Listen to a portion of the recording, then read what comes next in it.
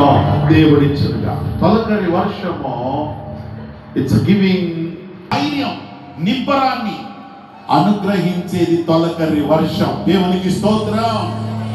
And రెండవదిగా గమనించినట్లయితే కడవరి వర్షం. కడవరి వర్షం అనేది విత్తనము వేసిన తర్వాత అది చిగురించి ఎదిగి మంచి పంటను ఫలాలు ఇచ్చే వరకు సీజనల్ గా టైమ్లీ వర్షాన్ని కురిపిస్తూ ఉంటాడు దేవుడు. ఒక టైంలో వర్షాలు ఆపేస్తాడు, అది కడవరి వర్షం. ఇక ఆ తర్వాత డ్రై అయిపోతుంది.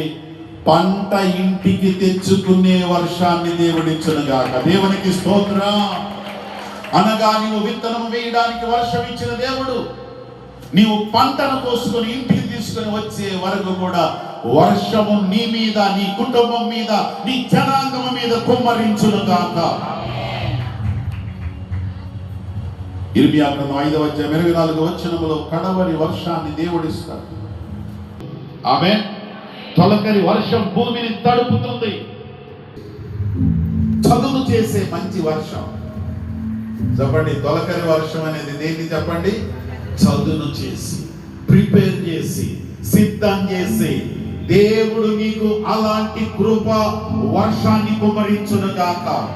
నీవు ప్రిపేర్ అవ్వడానికి, నువ్వు సిద్ధపడడానికి, నూతన సంవత్సరంలో నూతన విధానంలో నడిపించబడడానికి దేవుడు నిన్ను సిద్ధపరచునుగాక. సిద్ధపరిచే తన యొక్క దయా వర్షమును కుమ్మరించునుగాక. యెషయా 55వ అధ్యాయం 10-11 వచనాలు.